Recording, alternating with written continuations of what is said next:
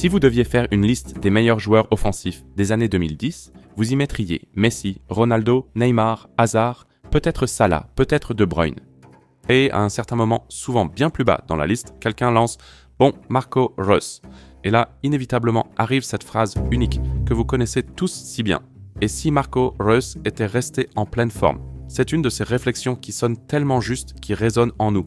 Cela résume tout en une jolie petite histoire, une carrière tragique, des blessures constantes, un joueur qui n'est jamais vraiment devenu ce qu'il aurait pu être. Et honnêtement, pendant longtemps, je l'ai vu de cette façon aussi. Pour moi, Reus a toujours été ce joueur pour lequel on soupire, celui que l'on regarde et à qui l'on dit « quel dommage ».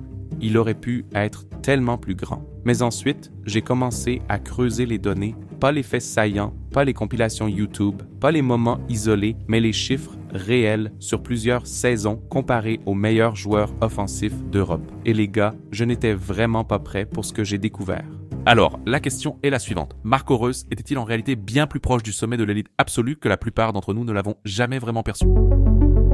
Cette histoire commence et se termine au même endroit, à Dortmund. Marco Reus voit le jour à Dortmund en 1989. Il grandit avec le Borussia Dortmund, passe par le centre de formation du club, puis Dortmund le laisse partir. Il se retrouve au Rot-Weiss Aachen en 3e division. Ce n'est clairement pas là que l'on souhaite être si l'on rêve de devenir un footballeur de haut niveau. Mais il s'accroche, travaille dur, obtient son transfert à Gladbach et c'est là que tout change. À Mönchengladbach, il explose. Rapide, créatif, direct et dangereux devant le but.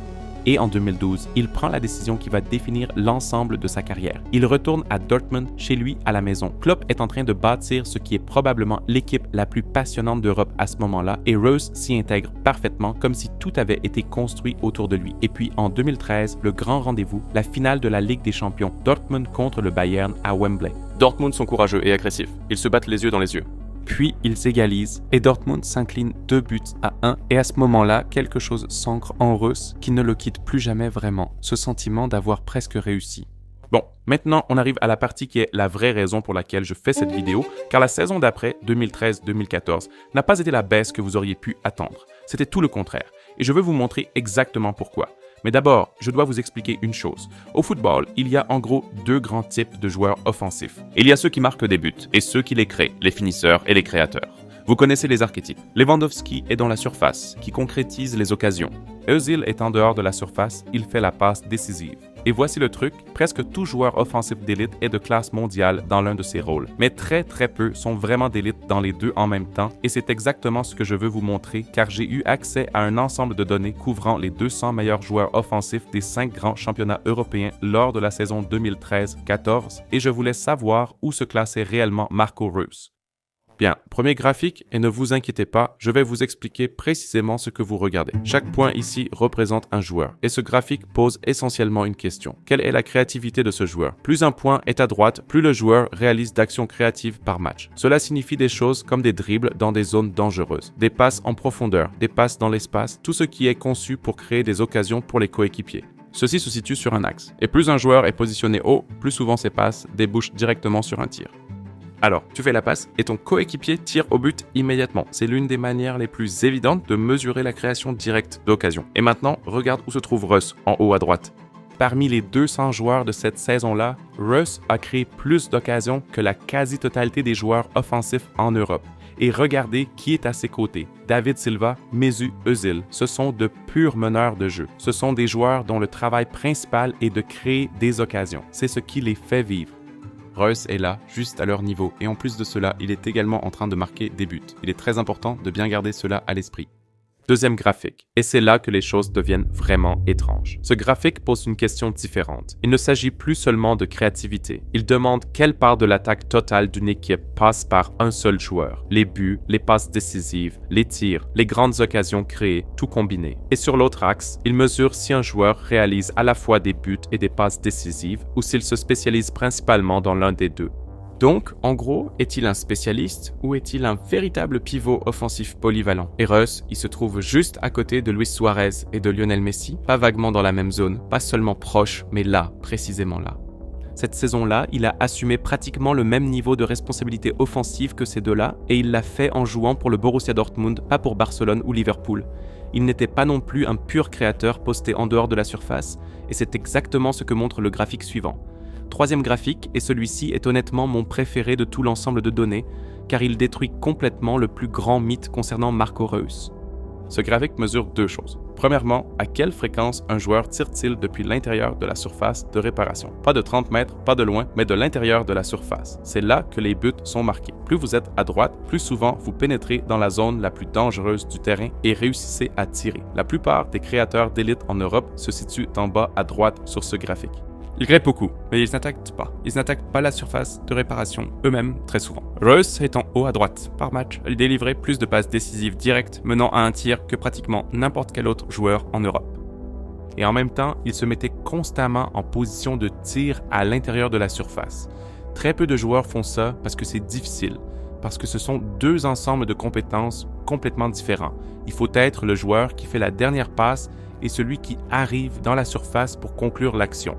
Reus faisait les deux à chaque match.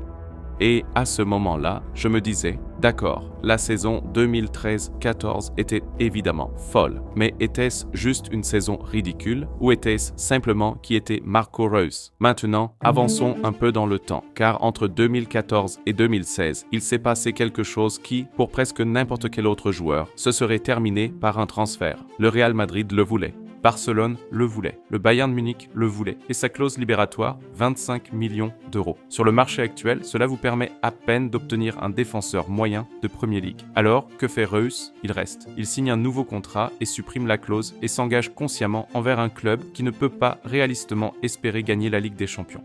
Dans un monde du football où pratiquement tout le monde dit oui dès que le Real Madrid appelle, Reus dit non, merci, je reste ici. Et cette décision a une importance capitale car à partir de ce moment-là, sa carrière est jugée très différemment de celle du reste de sa génération parce qu'il a refusé la scène où les superstars sont créés. Et puis viennent les blessures, la partie que tout le monde connaît. Coupe du Monde 2014, dernier match de préparation avant le tournoi, Reus se blesse. L'Allemagne remporte la Coupe du Monde sans lui. Euro 2016, blessé à nouveau. Euro 2021, non sélectionné et entre-temps, des déchirures musculaires, des problèmes de ligaments, des soucis au genou. Et je ne vais pas mettre une triste mélodie de piano par-dessus ça. Les blessures font partie du football. Mais avec Reus, ce n'était pas seulement la fréquence de ses blessures, c'était surtout le moment où elles survenaient. Cela a clairement eu un impact sur la façon dont les gens se souvenaient de lui. Mais, et c'est le point essentiel, cela n'a pas vraiment changé son football, car chaque fois qu'il revenait, il était performant, non pas progressivement, mais immédiatement. De 2013 à 2020, il a disputé 155 matchs, ça ne semble pas beaucoup quand on réalise que des joueurs comme Messi ou Hazard en ont plus de 250 sur cette même période. Mais voici le point important, ces 155 matchs sont plus que suffisants pour démontrer quelque chose de vraiment incroyable. Et maintenant, nous allons aborder les données qui sont la véritable raison pour laquelle j'ai réalisé cette vidéo. Car tout ce que je vous ai présenté précédemment pour cette unique saison 2013-14, j'ai effectué exactement la même analyse à nouveau. Mais cette fois, pas pour une seule saison, mais pour l'intégralité de la période allant de 2013 à 2020. 7 ans, tous les meilleurs attaquants d'Europe réunis. Et je vais vous montrer 3 graphiques qui vont complètement changer la donne. Cette fois, la question est simple. Combien de buts un joueur marque-t-il par match et combien d'occasions crée-t-il par match sur 7 ans? À droite, les joueurs qui marquent beaucoup. En haut, les joueurs qui créent beaucoup. En haut à droite, ceux qui font les deux. Messi est toujours là où il est, seul dans sa propre galaxie, bien au-delà, tout en haut à droite. Mais regardez Reus. Il se trouve dans le cadran supérieur droit. Au cours de ses 155 rencontres, il a trouvé le chemin des filets plus fréquemment que 96% de l'ensemble des meilleurs joueurs offensifs d'Europe. Et en même temps, il a créé davantage d'occasions que 98% d'entre eux. Ce n'est pas une seule saison exceptionnelle qui tire la moyenne vers le haut. Ce sont 7 années complètes, 155 matchs. Et chaque fois qu'il était sur le terrain, il était simultanément l'un des buteurs les plus dangereux et l'un des meilleurs créateurs de jeux en Europe. Et Reus a fait ça à Dortmund sans participer à une demi-finale de Ligue des Champions, sans la machine à battage médiatique des superstars mondiales. 5e graphique et maintenant, changeons à nouveau de perspective. Cette fois, le graphique nous demande quelle est la quantité totale de travail créatif qu'un joueur réalise par match. Non pas seulement la passe décisive finale, mais l'ensemble de sa production créative et combien de buts marque-t-il? Alors, pourquoi est-ce important? Parce que ce graphique répond à la question qui parcourt toute cette vidéo. Reus était-il un buteur qui a fait quelques passes décisives ou était-il un créateur qui a marqué des buts? Et la réponse n'est ni l'un ni l'autre. Il se trouvait simultanément à un niveau que seule une poignée infime de joueurs en Europe a atteint durant toute cette période. En termes de production créative, il se classait dans le top environ 1,5%. Quant aux buts marqués, il figurait parmi les environ 4% des meilleurs, et ce, sur une période de 7 années complètes. Ce n'est pas une compilation de ses meilleurs moments, ce ne sont pas des séquences choisies avec soin, c'était tout simplement son niveau de performance habituel. Sixième et dernier graphique, et c'est celui qui boucle la boucle. Vous vous souvenez de ce troisième graphique d'avant, les tirs dans la surface contre les passes décisives? C'est exactement la même idée, mais cette fois sur l'échantillon complet de 7 ans. Et la raison pour laquelle je le montre à nouveau est simple. Une saison peut n'être qu'une anomalie. N'importe qui peut avoir une année exceptionnelle. N'importe qui peut exploser pendant 6 mois. Mais quand le même schéma se maintient pendant 7 ans, ce n'est plus le fruit du hasard. À ce stade, ce n'est plus une simple série. Et Russ se trouve encore une fois là où presque personne d'autre n'est, en haut à droite. Pendant plusieurs saisons, il a constamment fait les deux, semaine après semaine, saison après saison. Et dans ces deux catégories, il se situe parmi les 2 à 5% des meilleurs joueurs offensifs d'Europe. Et honnêtement, c'est vraiment ce qui m'a le plus surpris, car je ne m'attendais pas à ce que ce soit aussi évident. Je savais que Reus était bon, bien sûr, mais je n'imaginais pas que, sur plusieurs années, il évoluait à un niveau qui le plaçait directement aux côtés des tout meilleurs attaquants du monde. Pas dans une catégorie, mais dans l'ensemble de toutes. Et c'est le moment où tout le récit du « et si » commence à s'effondrer. Car que signifie au juste « et si » Et non, ça signifie « et s'il avait réalisé son potentiel ?» Mais les chiffres le confirment. Il l'a fait à maintes reprises, chaque fois qu'il est entré sur le terrain. Marco Reus n'avait pas un problème de potentiel, il souffrait d'un problème de visibilité. Alors pourquoi ne parle-t-on pas de lui au même titre que les plus grands de tous les temps? Pas de trophée de Ligue des Champions, pas de scène de Coupe du Monde où le monde entier a pu le voir et il est resté à Dortmund au lieu de rejoindre un club qui vous classe d'office parmi l'élite mondiale. Mais aucune de ces choses ne vous dit vraiment à quel point il était bon sur le terrain. Nous confondons la visibilité avec la qualité et nous confondons le récit avec la vérité. Marco Reus n'était pas Messi, il n'était pas Ronaldo, il n'était pas un extraterrestre du football qui aurait plié le sport à sa seule volonté. Mais pendant près d'une décennie, il fut l'un des joueurs offensifs les plus complets d'Europe. Un joueur qui pouvait marquer, créer des occasions, se projeter dans la surface, servir ses coéquipiers et accomplir tout cela simultanément à un niveau que presque personne n'atteint. Sa carrière ne mérite pas d'être rappelée comme une tragédie. Elle mérite d'être rappelée pour ce qu'elle était réellement. Une carrière d'élite non couronnée.